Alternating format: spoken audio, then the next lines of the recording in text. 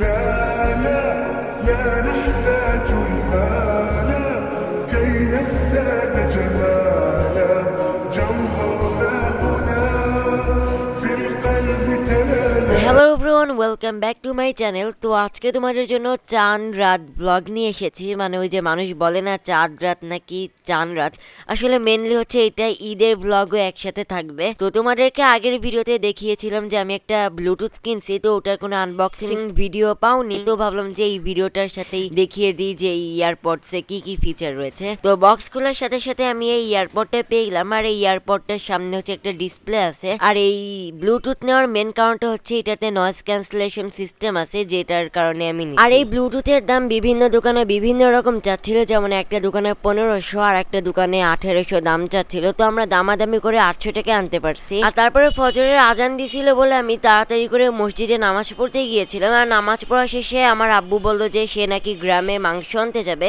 তো সেজন্য আমি তার সাথে গ্রামে চলে যাই। আর আজকের ওয়েদারটা অনেক ঠান্ডা ছিল, মানে ফজরের পর এমনিতেও ওয়েদারটা খুব শান্ত এবং ঠান্ডা থাকে। আর দেখো আজকে কিন্তু অনেক কুয়াশা পড়ছিল, মানে এটা একটা কি অদ্ভুত ব্যাপার, মানে গরমকালে কুয়াশায় পড়ছে। আর তারপরে কয়েক মিনিটের মধ্যে আমরা গ্রামে পৌঁছে গেলাম। তারপরে আমরা 13 কেজি মাংস কিনে আবারও বাসায় ফিরে গেলাম। আর বাসায় আসার পর দেখলাম যে আম্মু সিমাই রান্না করছে, আর এটা দেখে তো আমার অনেক লোভ লাগছিল যে কখন আমি সিমাই খেতে পারবো। তারপরে আমাদের সিমাই রান্না শেষ হয়ে গেলে আমি একটা চামচ নিয়ে সিমাই খাওয়া শুরু করলাম। আর এই সিমাইটা কিন্তু অনেক জোস লেভেলের মজা হয়েছিল। তারপরে আমার অনেক অনেক ঘুম আসতেছিল বলে আমি কেটলিতে পানি গরম করে 1 কাপ চা বানালাম, কারণ এখন যদি আমি চা না খাই তাহলে মসজিদে যে আমি একেবারে ঘুমাই পড়েই যাব। আর তারপর আমার চা বানানোটা শেষ হয়ে গিয়েছিল, কিন্তু চাটা অনেক অনেক গরম ছিল, যার কারণে আমি এখন খাইতে পারলাম না। তারপর আমার ঈদের পায়জামা পাঞ্জাবি পরে ফেললাম আর একটা আতরও মাখলাম। আর এই আতরটা আমি 90 টাকা দিয়ে কিনছি, আর এই আতরের গন্ধটা অনেক অনেক ফ্রেশ লাগতেছে। আর আতর নেওয়ার পর দেখলাম যে চাটা ঠান্ডা হয়ে গেছে, তো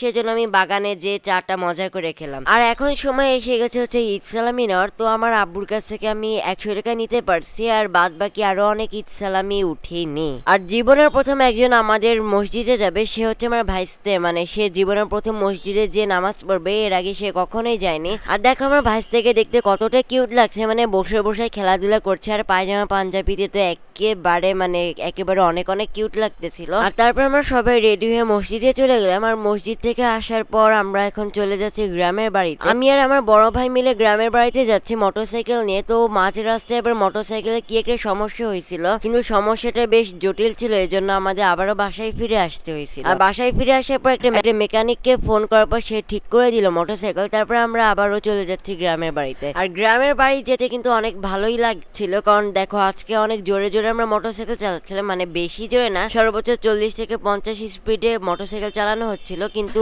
আজকে অনেক অনেক বাতাস ছিল, যার কারণে আমরা অনেক জোস লেভেলের মজা লাগছে। আর তারপর আমরা চলে এলাম গ্রামের বাড়িতে। আর গ্রামের বাড়িতে আসার পর শুরুতেই দেখতে পেলাম যে একটা বিল্লু, মানে একটা বিড়াল। আর বিড়াল দেখলে আমি কোনোভাবেই নিজেকে সামলাতে পারি না, তাই আমি একটু আদর করে দিলাম। আর আদর করে দেওয়ার পর জোহরের আজান দিয়ে দিয়েছিল বলে আমরা সবাই মিলে নামাজ পড়তে গেলাম। আর নামাজ পড়া শেষে আমরা আমার ফুফুর সাথে দেখা করতে গেলাম। আর ফুফুর সাথে দেখা শেষ করা শেষে আমরা চলেই আসবো, তখন আমাদেরকে বললো যে খেয়ে যেতে। আমরা অনেক না করলাম, কিন্তু কি আর করার, যেহেতু বলেছে সেহেতু এখন তো খেতেই হবে। তো তারপর আমরা প্রথমে বেগুন ভাজি দিয়ে ভাত খেলাম। আর বেগুন ভাজি দিয়ে ভাত খাওয়ার পর আমাদেরকে গরুর মাংস ভুনা দিল, তো ওটা দিয়ে ভাত খাওয়ার পর আমরা আবারও বাসায় ফিরে গেলাম। তো এইভাবে আজকের ঈদের ব্লগ শেষ হলো।